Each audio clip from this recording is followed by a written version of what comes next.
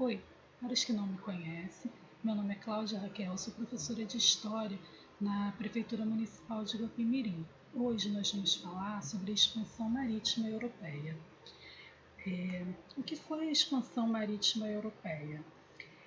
Esse é o nome dado a um fenômeno ocorrido entre o século XIV e que durou até o século XVII. Foi quando as potências da Europa começaram um empreendimento de descobrir novos caminhos, novas rotas comerciais para chegar às Índias Ocidentais. O objetivo dessas missões, dessas expedições, era conseguir chegar no continente asiático para comprar as mercadorias apreciadas na Europa: cravo, pimenta, canela e outros condimentos conhecidos como especiaria das Índias. Lá também se encontravam outros itens apreciados pelos europeus, como perfume, óleos, porcelana, tecidos de seda.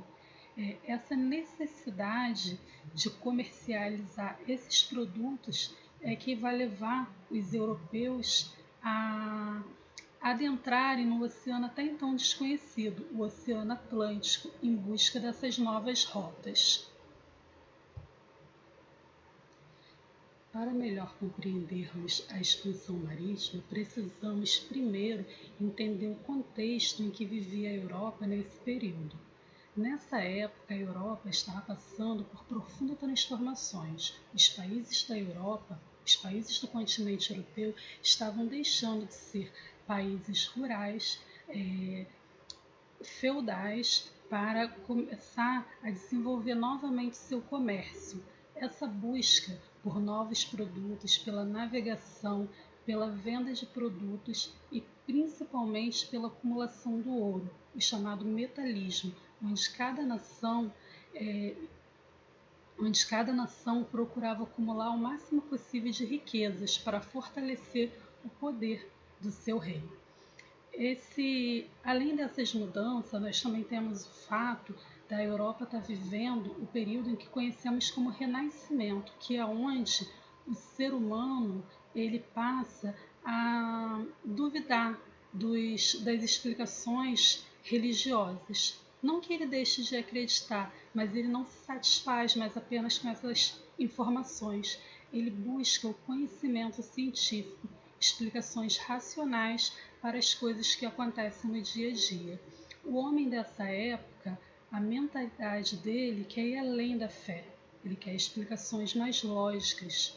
Nesse momento, também, a Europa passa por outras transformações ocorridas com a Reforma Protestante, onde alguns grupos começam a contestar o poder da Igreja. Esses dogmas, esses ensinamentos da Igreja são contestados, as pessoas começam a duvidar, e isso vai enfraquecer o poder da Igreja. Então, nesse momento, Portugal, que é o primeiro país a se aventurar nessas expedições, ele passa a investir em novos conhecimentos, começa a melhorar suas técnicas, os seus equipamentos náuticos, e aí eles inventam um novo tipo de embarcação chamado caravelas. As caravelas, diferente dos navios tradicionais da época, que eram bem frágeis, essa caravela ela era mais rápida, mais fácil de manejar, de manobrar, conseguia entrar em espaços mais estreitos, desviar de bancos de areia e, no caso de necessidade, ela conseguia zarpar em uma velocidade mais rápida, conseguia se desprender e fugir mais rápido em caso de um ataque.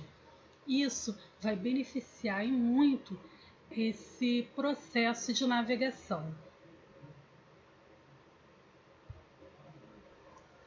Outro ponto importante é que a riqueza gerada pelas grandes navegações, o acúmulo de riquezas geradas nesse período, mais tarde vai dar origem à Revolução Industrial. Ela é quem abre o caminho para esse evento.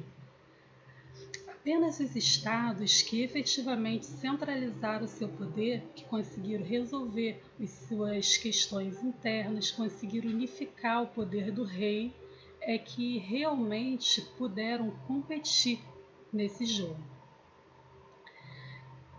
Portugal, por ter sido a primeira monarquia a conseguir essa façanha de se unificar, de resolver todas as suas guerras, isso vai contribuir para que ela seja pioneiro nesse projeto da procura do novo caminho. Nesse período, a economia dos países da Europa eram baseados no capitalismo comercial. Entre os princípios econômicos desses países estava o mercantilismo, que variava de estado para estado. Para que esse país tivesse sucesso no seu empreendimento, eles dependiam de muito ouro, de acumular ouro. Isso era chamado de metalismo. Depois, outra questão importante é sobre a balança comercial. Os reis, o Estado, tinham interesse em que vender mais produto do que comprar. A quantidade e o número de produtos que deixavam o país deveria ser maior do que a quantidade de produto que entrava. Por quê? O produto fabricado no seu país gera emprego. Empregos, a pessoa tem salário e ela pode consumir. Então isso fortalece a economia local.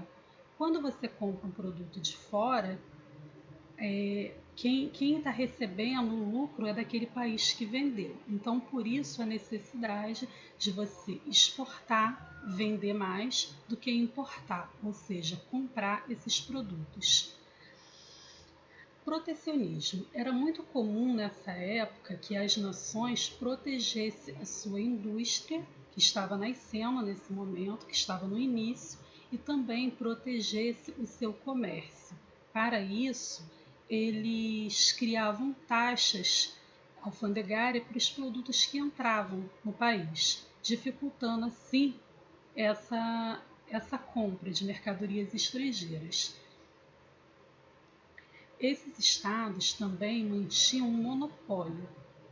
Por exemplo, quando os europeus passaram a dominar o território que hoje é o Brasil, eles tinham leis que proibiam os habitantes que aqui viviam de fabricar produtos manufaturados. Todo produto que o cidadão que vivia nas terras aqui da América, nas terras do Brasil, todo produto deveria ser comprado de Portugal. Para isso, para que essa riqueza, para que a indústria de Portugal se fortalecesse. Assim, era extremamente proibido a fabricação dos mesmos aqui, até um certo momento. Intervenção do Estado na economia são essas práticas de defender a sua indústria, o seu comércio, em detrimento dos demais. Expansão marítima espanhola. A Espanha foi a segunda nação a entrar nesse processo de exploração de caminhos e terras distantes. A Espanha, a serviço da Espanha, tinha o navegante Cristóvão Colombo. Ele tinha uma estratégia diferente. Enquanto os portugueses pretendiam descer e contornar o continente africano para chegar na Ásia, Cristóvão Colombo tinha a intenção de navegar no sentido oposto, dar a volta circulando o globo terrestre até conseguir chegar em seu destino. O fato de Espanha e Portugal terem começado esse empreendimento quase simultaneamente vai levar a uma desavença entre essas duas nações. Portugal e Espanha passam a brigar pela posse das terras hoje conhecida como América, ou seja, o Novo Mundo, a parte do continente que eles até então para eles era desconhecido e eles encontrado a partir desse evento das grandes navegações. Para resolver essa questão, a maior autoridade da época, que era o Papa, vai fazer um acordo e tentar resolver. Num primeiro momento, o Papa cria um documento chamado Bula Intercoeteira. Esse documento, esse acordo político, não vai agradar Portugal. E aí vai ser necessário criar um novo tratado, chamado Tratado de Tordesilhas. Nesse documento, que foi o que realmente prevaleceu, a Espanha ficaria com uma parte das terras e a outra ficaria pertencente a Portugal. Vale lembrar que outras nações, como Inglaterra, Holanda, também vão reivindicar o seu direito de explorar as terras do Novo Mundo.